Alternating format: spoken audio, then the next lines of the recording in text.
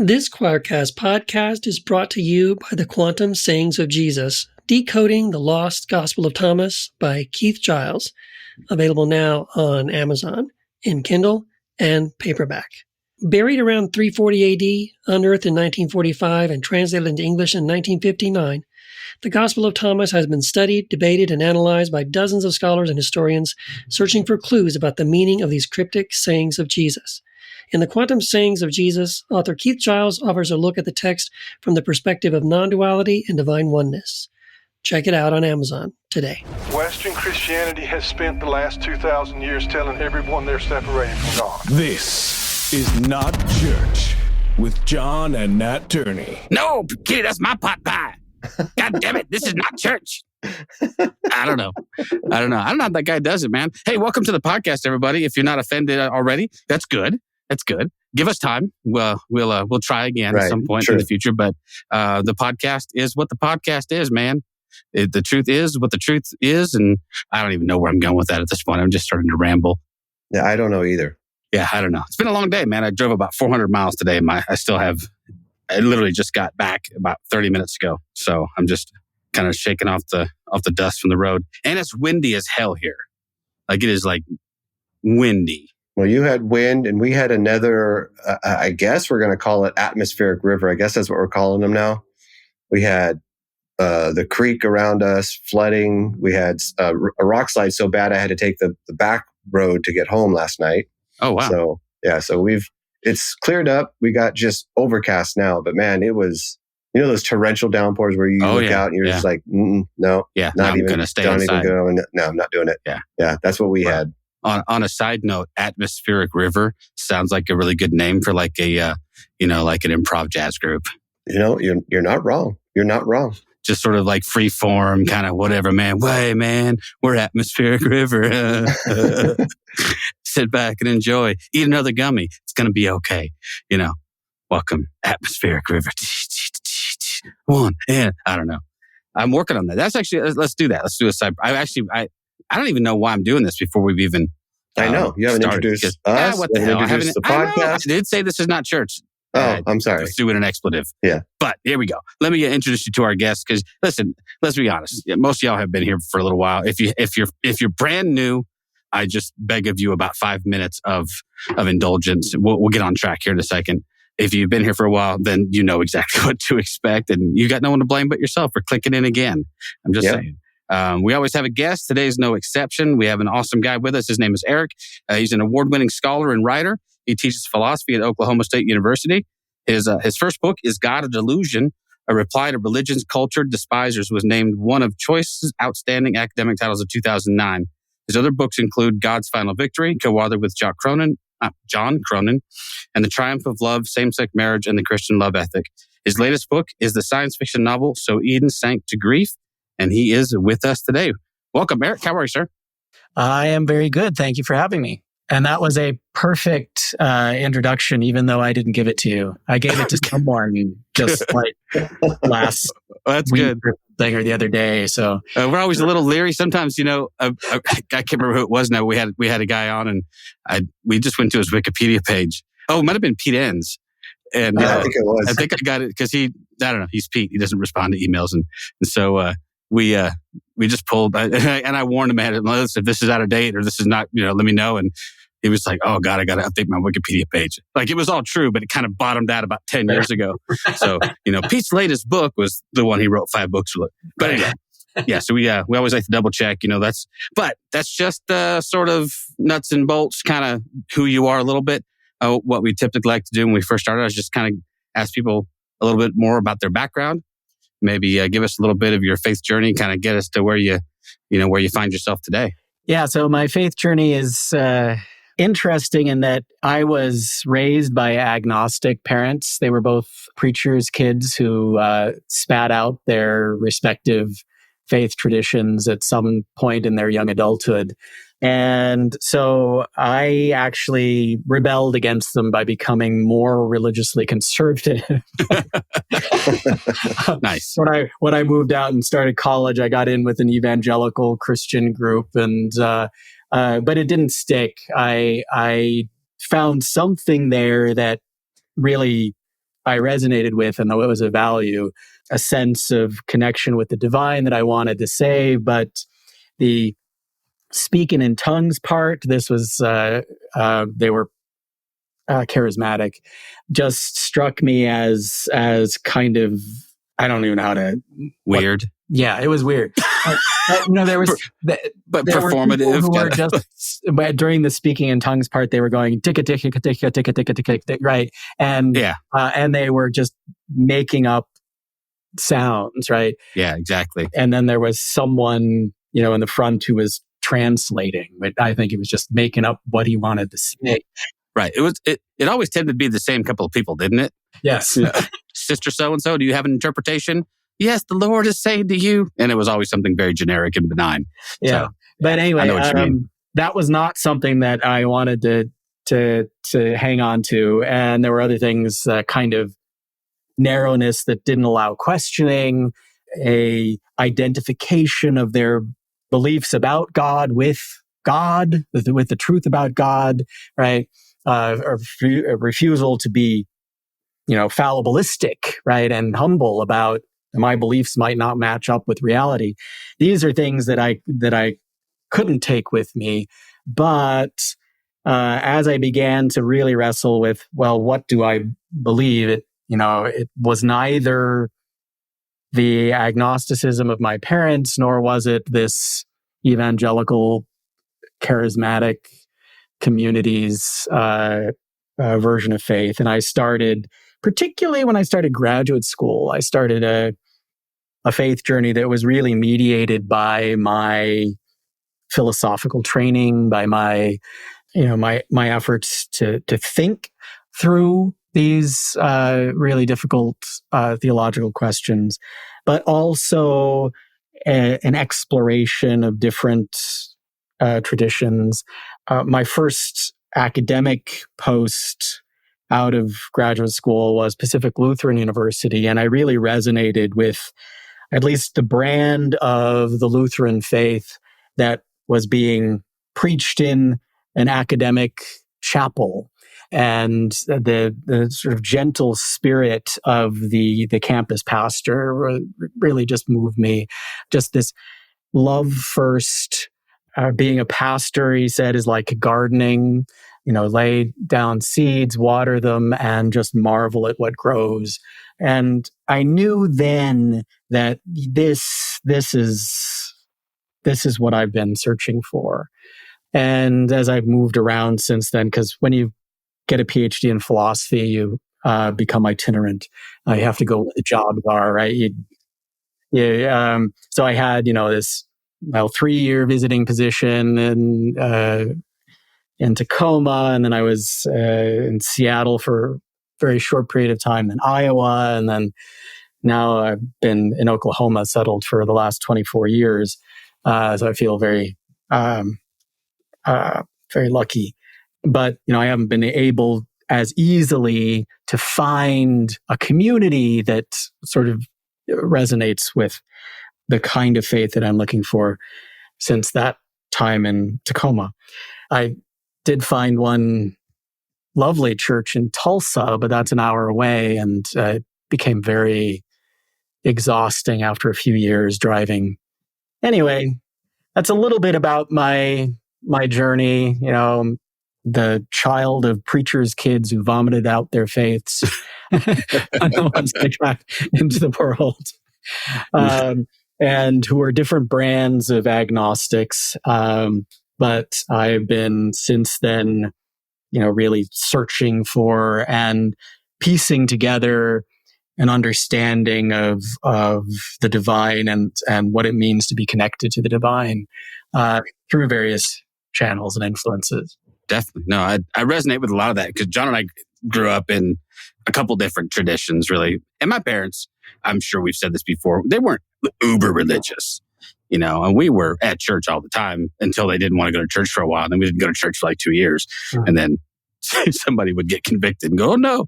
But we did spend quite a bit of time at a fairly charismatic, and where it falls on the spectrum is really not super important. I just do know that they spoke in tongues, not every Sunday. It wasn't something that was on display in regular church, but at prayer meetings and stuff like that. And then in youth group, John and I I was terrorized by a youth, quote unquote, pastor who insisted that everybody in the room would speak in tongues. And so we would take turns pretending so we could go home. Otherwise, we were going to sit there for an hour and tarry until the Spirit would come. I'm like, who's taking the hit this week, man? Someone say something crazy and we can all go out, we can go leave here and get high, which is all we really wanted to do. But, I've spent most of my life in ministry in the church. Up until very recently, I've been in ministry. And I'm telling you, I've been in Spirit-filled churches. I don't know, that never sat right with me. And it wasn't that I didn't believe that it was possible or anything, but it was so performative, and it was, and if you hung around for any length of time, it became super predictable. It was always going to be a handful of people, and there was always going to be, a handful of very generic exhortations to the church. The Lord is calling you to be great. Woo, man, that's, and so I don't know. I did that when I deconstructed, that was already gone. If that makes sense. I mean, but I will say that in most of my years as an evangelical, we were only thought to think of Presbyterians as one way. And so they were the hardcore Calvinist. And I've learned since that's absolutely not true. Right. There's a broad spectrum of and one of my good friends here in Texas is a Presbyterian pastor who's probably the closest to anyone I've ever seen do it right. You know what I mean? And for that, he pays the consequence of having just a small church. He's not making any money. He's not, because you don't get popular and you don't get paid with a message of inclusion and love and tolerance and, with an emphasis on serving others. That is not a roadmap to financial success in the Western church. But I applaud what he does. And I'm sure you feel probably the same way. It is heartening to see that it can be done well. But hey, before we get too far down the road, we don't say it. Let's talk about your new book, because it's a little bit of a departure for you. It sounds like this is a work of fiction-ish. It's, I should say, I have been writing fiction since grade school. I started my first novel when I was like 10 years old. I still remember the basic idea. It was called The Jewel of Slalom. Slalom was some evil lord who had this jewel that needed to be destroyed, and these gnomes were on a quest to carry the jewel to the place where it had to be destroyed. That piece, sounds a little bit derivative, but what's interesting... just a hair. What's interesting is that 10-year-old me somehow... 50 pages into handwriting this thing, the main gnome became a pacifist. And then I didn't know what to do, because how was he supposed to wield the magic golden sword that he had been given by the wizard if he didn't believe in violence anymore? And so I abandoned it, but I think it was a sort of precursor of my own sort of journey towards, very seriously engaging with nonviolence. And actually, my PhD dissertation was on the Christian love ethic and nonviolence. Okay. So that was, I guess, somehow showing up in my fiction against my will when I was 10 years old. But anyway, my point is, I've been writing fiction my whole life, and publishing short stories since the 90s. So it's not a complete departure for me, but it is the first book-length work of fiction that I've had published. The other books have been, philosophy of religion. But this particular novel as work of fiction was born out of my philosophy of religion work. It had its seeds in a back when my first book came out. I created a blog to go with it called The Piety That Lies Between, and I was very active for several years maintaining that blog. Since has petered out a fair bit. I neglect my blog more than I did. But back when I was really active, I wrote this parable that called The Parable of the Spaceship, was the blog post, that was intended to sort of explore questions about how do we decide what to believe when we have to decide what to believe in the midst of uncertainty. And the parable was a bunch of people wake up in this spaceship with no memory of how they got there. Some of them start having visions, not all of them, but the visions are like of the Earth being destroyed or something like that. But they interpret the visions differently. So not everyone agrees about what the visions mean. Those who don't have the visions think that the people who are having visions are just delusional, right? And so this conflict starts to emerge, right, among the people on this spaceship. But my intent was to sort of say, all right, let's think about, is it okay for someone who starts having visions that tell them that they've been rescued from the end of the world by benevolent aliens to believe it, right? Is that an okay thing to believe? Versus this other guy who thinks they've been kidnapped by malevolent aliens, right? Who destroyed the world and now have their specimens that they've taken captive, right? Is it okay for, someone who interprets their visionary experiences that way to believe that, right? Or should they all be agnostic about it, even though they have to decide what to do, right, now that they're on this spaceship? And decisions have to be based on what you think is going on, right? So that was the parable of the spaceship. And it was, a fairly short thing, but I thought there's a novel here.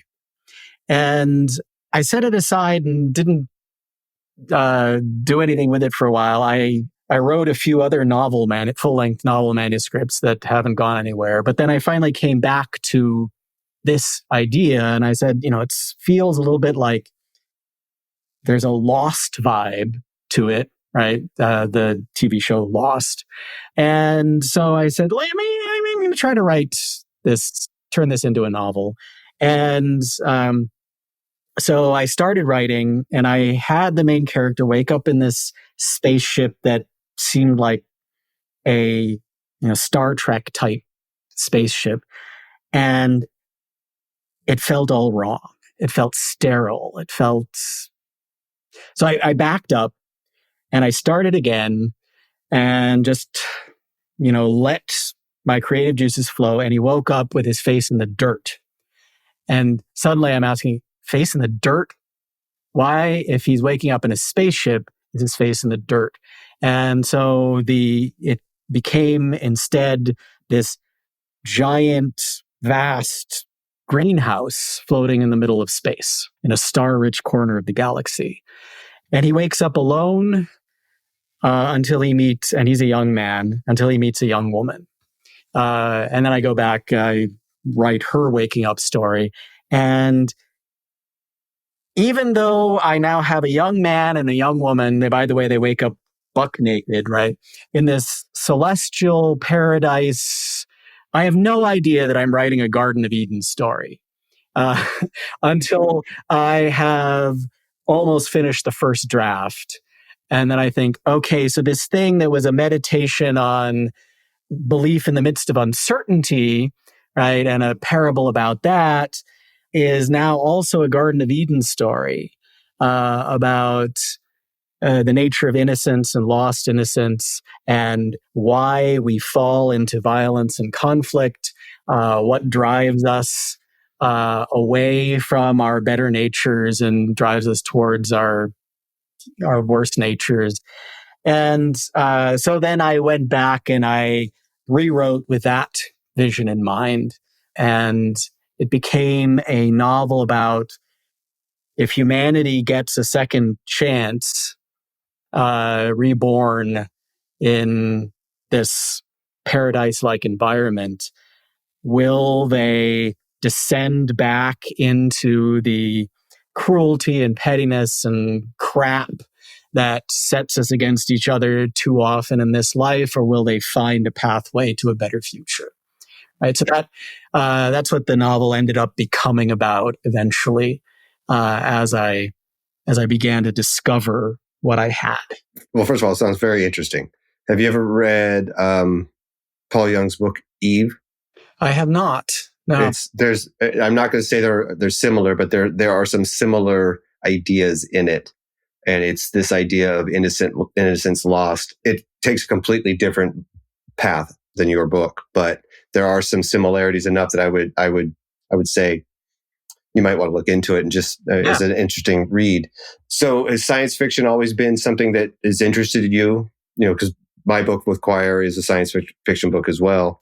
And I've always been drawn to science fiction / fantasy. And I'm just like recently been kind of like reintroducing myself to my childhood science fiction heroes. So has that been something that has always interested you? Yeah, science fiction and fantasy were my first loves. Well, I mean, The Lord of the Rings was the first reading experience that I just completely got lost in the world. And I mean, I remember being a kid, I was probably too young for it. I don't remember exactly how old I was, but I was still in grade school when I read it. But before then, I had been picking through books and, reading 101 Dalmatians, right? That sort of thing. And that's all right, right? But then I read this and I was completely lost. I didn't understand half of what was going on, but I was just completely sucked into the world and I cared about these people. And I came out at the end just, wow. And I had the advantage of having, I think, chicken pox. So I was home, right? Right, home from school. So I could just read and read and read and read. And then I thought, okay, I have to read every book that's like this.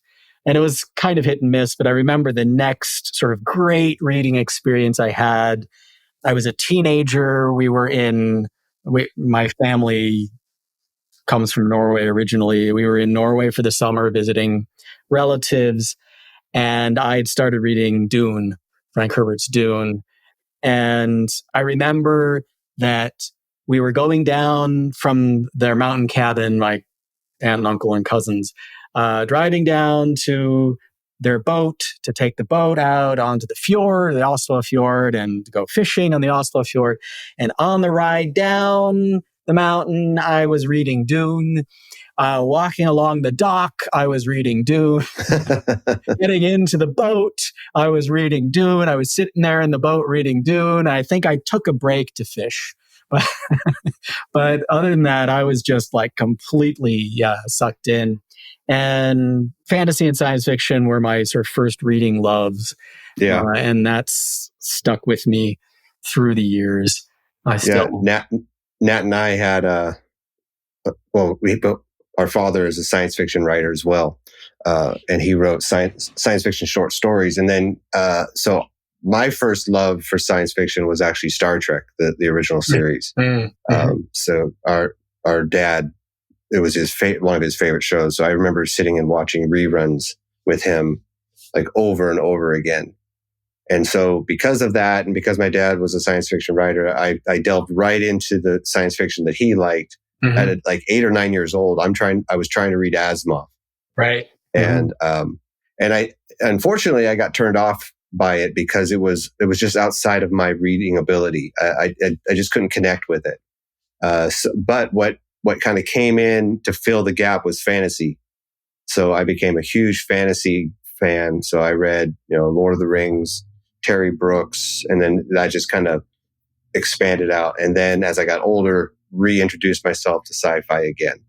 And so I'm having a blast right now going back and reading books that really meant a lot to me. I just finished The Moon is a Harsh Mistress by Heinlein, mm-hmm. which is one of my all-time favorite books. And so I just like literally finished it like 2 days ago. So how did being raised reading those kinds of books, how do those affect the way you write? Using your kind of your religious background, and now you have the science fiction background. And so how do those things work together for you in coming together with something that you want to write? Yeah. Well, I mean, obviously, I knew going into writing So Eden Sank to Grief, I was writing a science fiction novel. And I was immediately thinking about, as I started writing it, Arthur C. Clarke's Rendezvous with Rama. I don't know if you, yeah, because, it was, discovering this vast, ship. And so there was just that exploratory, exploring this new artificial world dimension. And in fact, there's even mention of the book Rendezvous with Rama in my book. One of the characters, it's his favorite book. So anyway, so I think there's some homages to the science fiction that I fell in love with that have made it their way into this book. That said, in some ways, the science fiction elements are incidental. In other ways, they're not. Because they could have all woken up on some desert island or jungle island with no memory of how they got there, and without the clear sense that they're in a giant floating greenhouse in space, right? And much of the same things might have played out in terms of the narrative. And so, a lot of the story has to do with people with traumatic histories from our world trying to figure out how to move forward, right, in the face of trauma, right? Both of my main characters, Caleb and Sally, they're high school age, they're seniors in high school. They're extraordinary in various ways, but they're broken too. They both lost a parent, one to cancer, the other to an act of horrible violence. They've both experienced being targets of sexual predators, right? And actually, this is the first time I'm announcing this, but I announced this publicly. Caleb's experience of being targeted as a child by a sexual predator is entirely autobiographical. So there's that. There was a pedophile in my neighborhood who started grooming me, and I didn't know it at the time. I was completely oblivious, in fact, but my mother caught on and shut it down before it went completely sour. But, they're broken human beings. So it's a very character-driven story who are motivated by their histories, wrestling with, how to deal with these extraordinary circumstances in the face of their, very familiar and human forms of brokenness that I think readers should resonate with.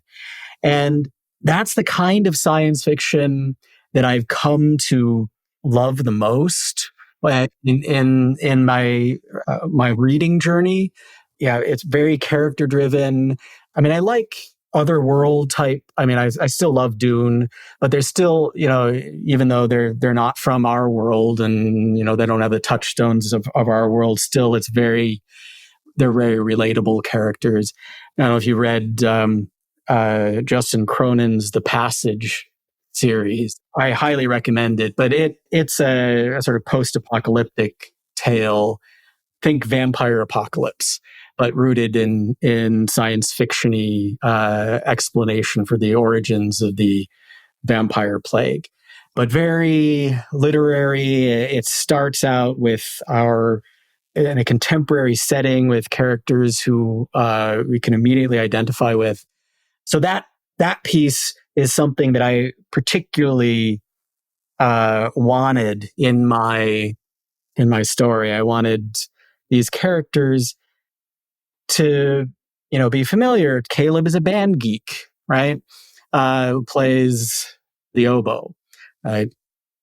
Clarinet during marching season, because there are no oboes in marching band. Right?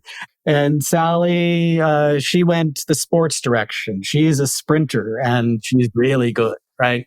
And so they're characters that you can identify with from our environment, but they're set in these extraordinary circumstances, which is one of the things that I love about science fiction and fantasy, that you can really put your characters into extraordinary circumstances. And one of the things that I really got from reading science fiction and fantasy is the sense of what it is to put ordinary people in extraordinary circumstances, where they have to figure out how to be better than they know how to be. And so that's one of the sort of things that I've taken from the reading experiences that have meant the most to me and put into this book. Well, I would agree with you that I feel like, and again, I would say recently, science fiction that's character driven has been what I connect with most. I don't know if you know who T.J. Klune is. Oh, I've heard of that book. It's on my read list. In the Lives of Puppets, but he's also written The House of the Cerulean Sea and Under the Whispering Door. And I've heard of both of them. Like you said, you could almost take the science fiction out of it, right? The sci-fi fantasy world that it has built, and you could put it someplace else, and these characters still would matter to you. Mm-hmm. And I think that's what. And I think that's what people are looking for is characters that they can relate to, characters that they want to champion or they want to come along the story with. And I think that's really important. And for whatever reason, I would agree with you on the science fiction. Science fiction for me is an easy connection with that. And I know that's probably just because of our backgrounds within science fiction.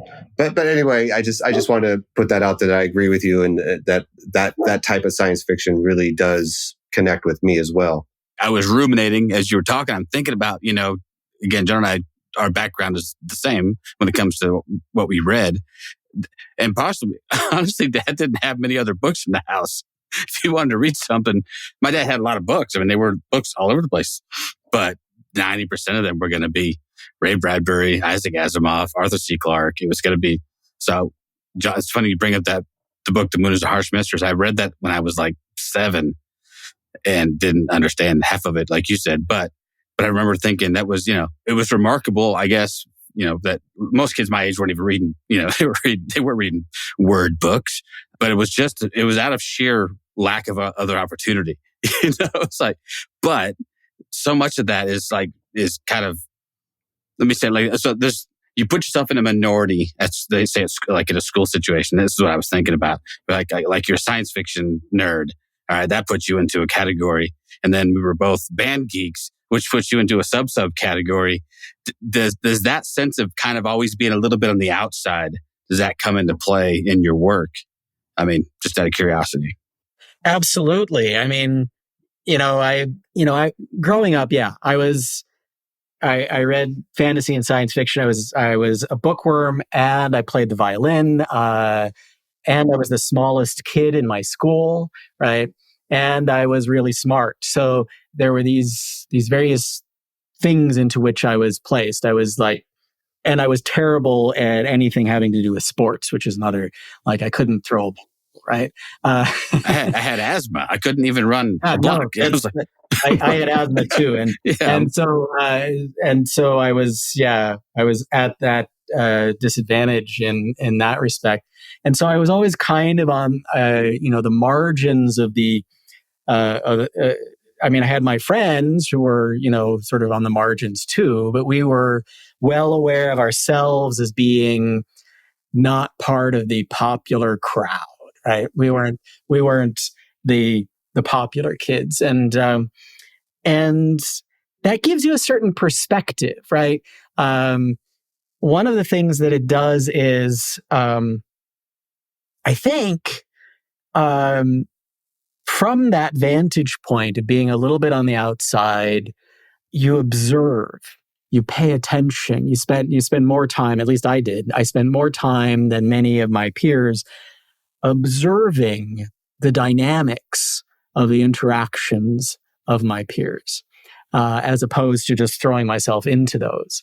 And so I think that is one sort of way in which my writing has been influenced by that that personal history, I was put into a place where I spent a lot of time observing human dynamics and interaction.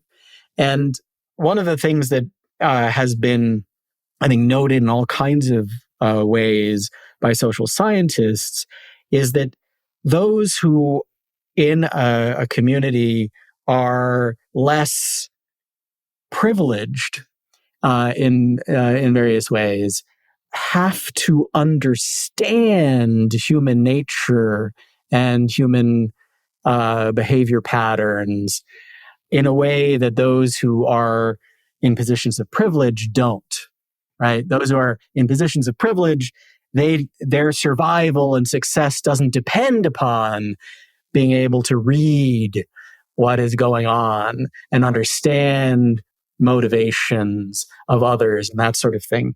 Now, of course, in a macro level sense, I'm highly privileged, right? I'm a white, middle-class, cis-het male in the United States of America, grew up in the latter part of the 20th century and into the, first part of the 21st century. That is immense privilege on so many levels. And yet I was picked on, right? I was bullied. I was at the margins in grade school through high school. And I am grateful for that when I look back on my life, because it was a dimension of my life experience where I was not privileged that I think has helped me to be a better human. I think if you're privileged in all sorts of ways, well, Jesus said it's harder for rich man to get into the kingdom of God than for a camel to pass through the eye of a needle. I think he's talking about privilege here. That when you're privileged, you are in a special danger of being a bastard, right? Being an asshole, right? And so I don't think that the biggest bastards are as good at understanding character as those who are not quite as big a bastard. Not sure how you equivocate that. Not less assholey. Less Yeah, yeah. I have a book on my bookshelf written by a philosopher that's all about assholes. Assholes, a philosophical investigation, I think it's called, that is just trying to understand the phenomenon, the character trait of assholery. And it really is tied to privilege, right? It is, the asshole is the one who pushes to the front of the line, right? Just expects to be served first, even though there's other people who've been waiting longer. They just take it for granted that what they want matters more than what anyone else. So something in your life that reminds you that you're not the center of the universe, I think, is really important. Well, yeah, Nat and I have talked to quite a few people about this, right? That people who are, and I don't want to belittle people who are of parts of marginalized communities who obviously we're not comparing ourselves to that. No. But people who have had tragedy, people who have been marginalized in even some small ways, do have a tendency to become more loving, more caring, more empathetic towards the other people who then in turn are marginalized for things that are similar. Or so you end up wanting to stand up for the people who are being picked on, right? And it's interesting that this, like you said, you become almost like an observer. You can almost see the pain in other people because you've had that pain. Mm-hmm. And but it creates a situation where you are someone who observes at a different level than someone who's just walking through the world trying to get from point A to point B. And like the assholes trying to get from point A to point B first. Right. And they're the ones I think who are the least observant when it comes to the people around them, how they're suffering, how they matter, because they're so stuck in their assholery that they only can see that they matter.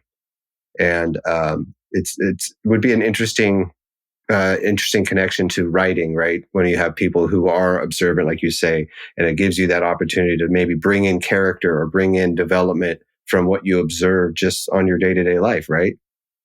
Yeah, no, I mean, part of it also is, I'm more of an introvert.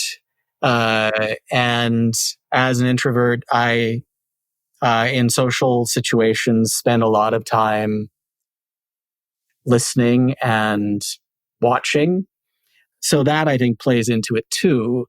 And writers tend to be introverts, right? Not always. There's some extroverted writers, but when I go to writers' conferences, I'm like, I have found my people. Right? And part of it also is, they're all kind of geeky and they tend towards introversion, and are understanding of each other's tendency towards introversion when it's a whole, group of them. And but I think that's not an accident. Well, partly, writing is a very lonely activity, right? You spend a lot of time by yourself when you're writing, which is hard to do if you get your energy from social interaction, which, I mean, the basic difference between an introvert and extrovert is that an extrovert is energized by social interaction, and an introvert drains their batteries during social interaction. And the introvert needs to come and have solitude to recharge. The extrovert, they're alone too long. They need to go out in public and interact with others to recharge. I mean, both introverts and extroverts are good at social engagement, or can be, right? And the like.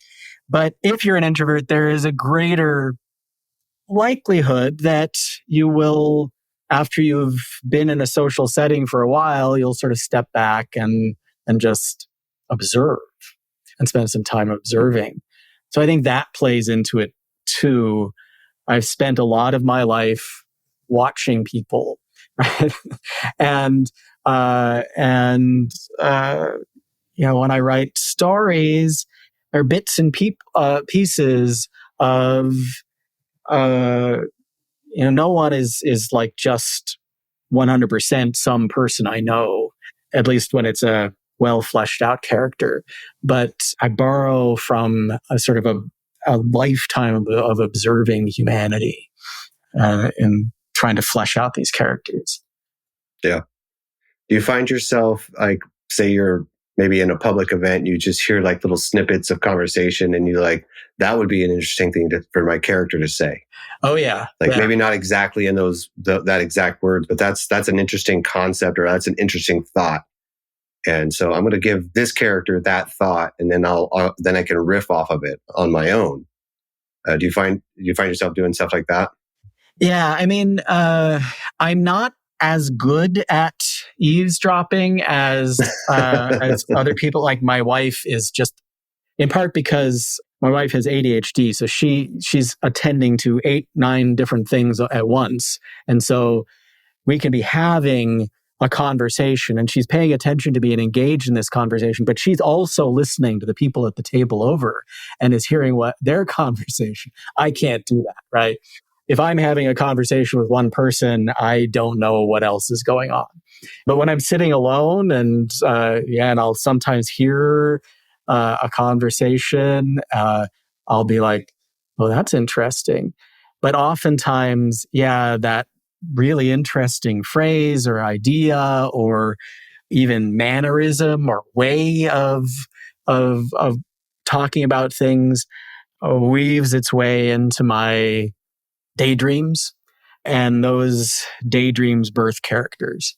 the other thing we talked about is music, right? So we're all, you're a violinist. Nat and I are former violinists. I switched from violin to bass in 7th to 8th grade is where I switched to bass because when I was in 7th grade, Nat was in 6th grade, and I knew he was coming up. And I was first chair, second violin in 7th grade, and I knew that my younger brother would take over my first chair spot because he was just better than me.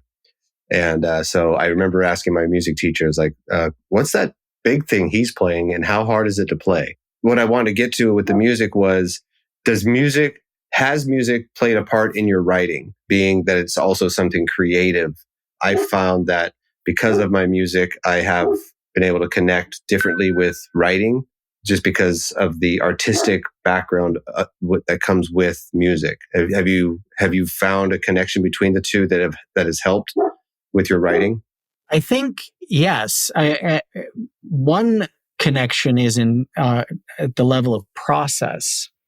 My violin teacher, who was also my first philosophy professor, he said, "What do you need to do if you're going to learn a new piece of music?" And he said, well, suppose you're given 100 potatoes to peel and you have to peel them all for a dinner party. How do you do it? And his answer was 1 potato at a time. And likewise, when you are mastering a new piece of music, you learn it 1 potato at a time. You just do one piece at a time, and then you start putting the pieces together. Then you start refining your mastery of the whole, right? You play through the whole thing, you notice where things aren't quite perfect, and then you focus in on those sections and you work them until you've got them. And that way, this daunting concerto or something like that, which seems like just full of impossible things I'd never learned, you just break it down and then you build it back up again. And something very similar goes on, I think, when I'm writing. I mean, writing a novel, that's huge, right? Or writing any book, right?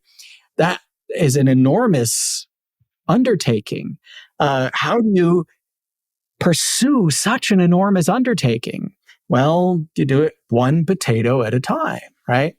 1 scene at a time, 1 sentence at a time. And once you've worked your way through to the end, that's the end of the first draft, you go back and you start refining. You find the places that aren't working and you fix them, right? It's a very similar process, right? So I think that one way in which my musical training has really contributed profoundly to my writing is in terms of that process, in terms of learning that you can break things down, you can do things piecemeal and build something big from lots of little pieces. And it becomes less daunting. And I think that's part of the solution to writer's block too, because when people have writer's block, often it's because it just seems too much, too big, right? And it's overwhelming, and so they're paralyzed by the enormity of the task. That's not all writer's block. There's different forms, but having that history of learning to play an instrument and learning pieces of music has taught me that it doesn't have to be overwhelming. It doesn't have to be daunting. And, one way I think about it now is first draft me has the help of second draft me and third draft me and fourth draft me and fifth draft me. And so it is less overwhelming when you sort of think about it that way. It doesn't have to be perfect the first time. It can, lots of opportunity. That's one thing. But, music is also, it's a performance art. And writing doesn't have to be, right? You can write something and then put it in a drawer and no one will ever see it. And you might have written a masterpiece, but it doesn't matter because it's in the drawer. there's some people who are really afraid to put their work out there, right? They produced something and now sending it out, right?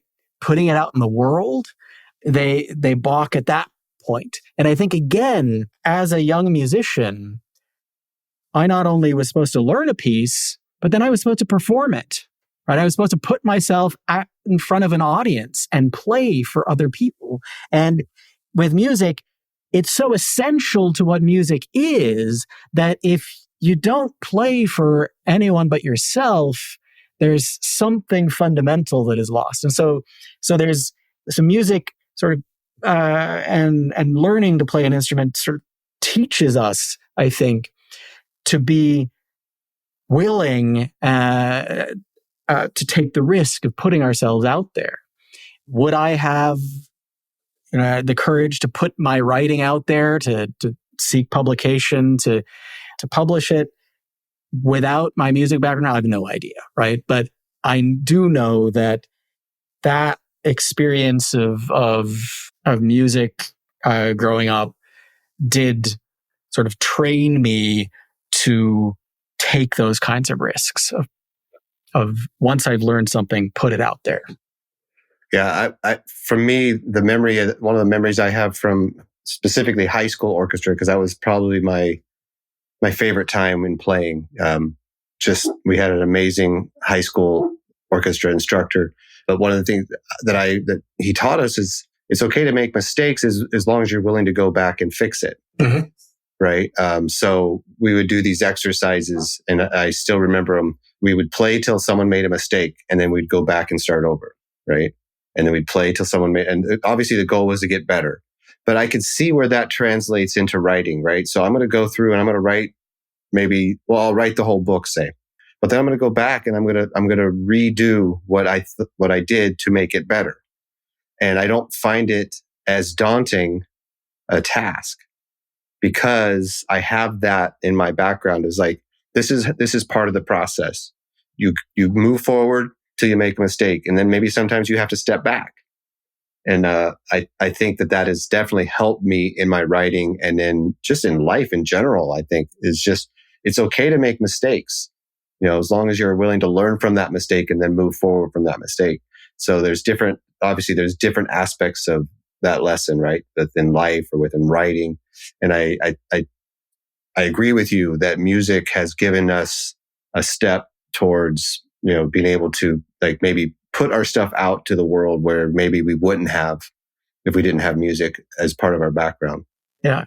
I mean, another piece of it, potentially connection I see is, music it's aimed at producing the sublime, right?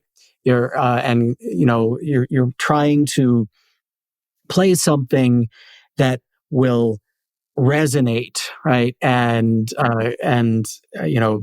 if it might not be beauty that you're trying to produce, but something deeply human that others connect to, and sometimes it's more than that. Sometimes you're sort of reaching towards the ineffable with music, right? You're groping for the transcendent. And there are moments when you're almost, it's almost as if the empirical skin of the world is starting to peel back, and you can sort of connect with some greater level of meaning than you even, realized was possible.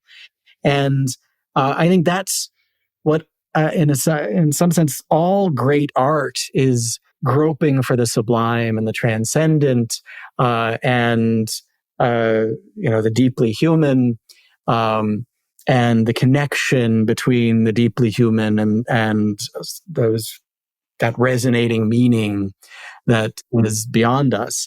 So I come out of my history as a musician pursuing these goals, and then fiction and philosophy too are different ways to strive for those same goals. Although I find in fiction, I'm more directly pursuing those goals, whereas in philosophy, I'm standing back, as the critical thinker and looking at them and dissecting them and asking critical questions about them. But when I'm writing, I'm reaching for the sublime through the tools that the writer has, in something like the same way that as a musician, I'm reaching for the sublime with the tools that the musician has. Yeah. This is all amazing, and I could talk to you forever, but I want you to be able to get on with your day also as well. So, unfortunately we lost Nat. He had an internet problem. So he kind of had to bow out on us, but we will still get all of the information that he had gathered as well. Thank you again for taking the time to come onto the podcast.